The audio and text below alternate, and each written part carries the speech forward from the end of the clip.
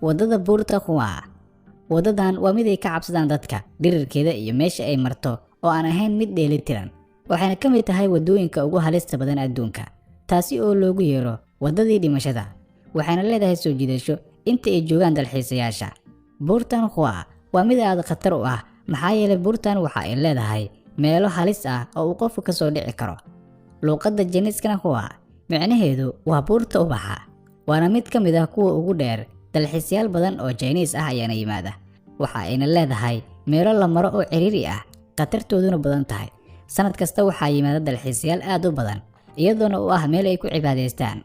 sanad kastana waxaa ka soo dhaca buurtan boqolaal qof oo dalxiisayaal ah, kuwaasi oo u geeriyooda. haddii aad fiirsid waxay ka samaysan tahay, ma ahan mid aad naftaada ku aamini karto. qaar ka mid a meelaha loo dalxiis tago ee adduunka ma ahan kuwa ammaan ah, halka wadamada qaarna badanaa badahoodu ay ku nool yihiin xayawaanada dilaayaasha ah. tusaale South Africa, magaalada Cape Town waa meesha ugu badan ee libaax badeedku ku soo weeraro dadka dalxiisayaasha ah. welina waa kuwa aada dadka dalxiisayaasha ah xeebtan, waana xeebta biyaheedu ay ka buuxaan libaax badeed halis ah. waxaana la isku dayay in loo dhigo libaax badeedka shamaag si looga hortago halistiisa, mana ahan mid ay celin karto shamaag. sidoo kale waxay isticmaalaan qalab alarmi ah si uu uga cabsado. dalxiisayaashana ma ahan kuwa ka badbaada had iyo jeer oo waxaa soo weerara libaax badeed. dadka degan Cape Town waxay dhibaato ku qabaan libaaxa ku soo badanaya xeebta, inkastoo waagii hore uu ahaa mid dhif ah oo soo weerari jiray dad yar. hase yeeshee sanadihii dambe waxaa soo batay khatarta xeebaha adduunka oo dhan. saynis yahano ayaa aaminsan khatarta xeebaha in ay sababtay isbeddelka cimilada adduunka, waxayna sheegeen in ay badda ku jiraan xayawaano dilaa ah sida libaax badeedka, lamana oga sida ay mustaqbalka ahaan doonaan.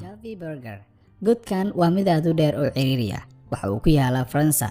dhirirkiisu waxa uu gaarayaa 1200 oo mitir. waqti dheer ayuu ahaa midka ugu dheer adduunka, halka khubarada dhulka ay ka soo heleen meel u dhow god sidiisa oo kale aad u dheer. godkan waa mid ka mid ah kuwa ugu khatarta badan adduunka. tan kale waa mid duma xilliyada roobka uu da'ayo iyo markii webigu daadad ku soo fataho. waxa uuna qaataa saacado badan in la galo iyo in laga soo baxo intaba, waana sababta ay dadka qaar u yimaadaan godkan dhimashada. muddo 60 sano ka hor ayaa daraasad laga sameeyey, waxaana ku geeriyooday cilmi baarayaal kala duwan. tan kale godkan waa mid fatahaad sameeya, mana ahan mid la ogaan karo marka uu sameynayo fatahaadda. marka dalxiisayaasha waxaa lagula taliyaa in ay qaataan doon yar, maxaa yeelay qaybo ka mid ah godkan ayaa gabi ahaantoodaba biyo ka buuxaan. Salty Flat haradan waa mid aan caadi ahayn, una muuqata mid qalalan gabi ahaanteeda, waana harada leh qabow aad u daran oo baraf ah. sidoo kale haradan waa mid leh cusbo aad u badan, waxaana loo tixgeliyey in ay ka mid tahay kuwa ugu weyn adduunka. waxayna gaaraysaa badka ay ku fadhiso 10,000 oo kilomitir square. waxayna ku taallaa koonfur galbeed waddanka Bolivia ee Latin America, waxaana u dhow magaalada Union City. meelaha qaar ayaa leh dhagxaan cusbo ah oo hoos u gaaraya ilaa 10 mitir. tan la yaab kale ayaa ah inta lagu guda jiro sanadka in ay isbedesho haradan qaabka ay u eg tahay. tusaale xilli roobaadka waxa ay noqotaa wada biyo, cusbaduna hoos ayay aadaa, waxayna u eg tahay sida miyaaradii. sidoo kale waxa ay yeelataa kalarkan cirka oo kale ah, waana meel dhulka aad uga sareysa, inta badanna dadku ay ku xanuunsadaan. goobtan waxaa si joogtaha uga dhaca shilalka baabuurta.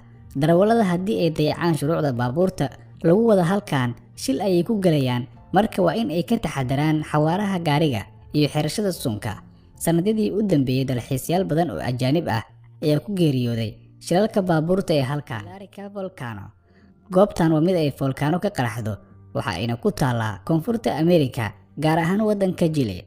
volkaanadii u dambeysay waxa ay dhacday sanadii 2015 bishii March, taasi oo qaraxeedu uu kor u gaarayay 1 kilomitir. waana mid ka mid ah volkaanooyinka halista ah. saynis yahano badan oo ku sameeyey baaritaano kala duwan ayaa sheegay in goobtan heerkulkeedu zaa'id noqday, ciiddii ku hareereysneed oo dhan way dhalaashay.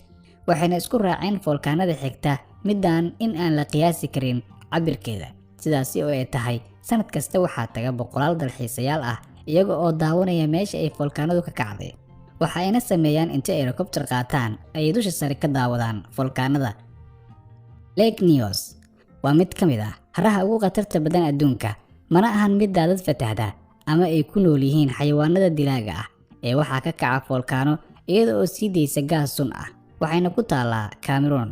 haradan waa mid sii deysa carbon dioxide ilaa sanadii 1980, mana aysan sababin wax dhibaato ah kaliya waxa ay sii daysay gaas yar, wax dhibaato ahna kuma keenin bulshadii ku nooleed agagaarkeeda. laakiin sanadii 1986 ayaa xaaladii si dhaqsi ah isku bedeshay, waxayna soo daysay gaas aad u badan oo ay la socoto sun, waxaana ku geeriyooday dad gaaraya boqolaal iyo xayawaano. baaritaan ay ku sameeyeen khubaro ayaa uga digay dalxiisayaasha in ay tagaan goobtaas. South Luangwa National Park, beertan xayawaanada waa meesha ugu weyn uguna halista badan qaaradda Afrika, waxayna ku taallaa masaafo u jirta 250 kiiloomitir caasimadda Lusaka ee Zambia, waxaana ku nool meeshaasi ama ay hoy u tahay daanyeero iyo xayawaano kale oo kala duwan. marka in lagu lugayo meeshaan waa arrin halis ah, sababtoo ah waxaa jooga xayawaano dilaa ah. intii aad ku lugayn lahayd waxaa ka wanaagsan inaad gaari ku martid. xitaa gaariga ma ahan mid damaanad ku siinaya waqti kasta in aysan ku soo weerarin xayawaanada, oo xilli walba ayay ku soo weerari karaan.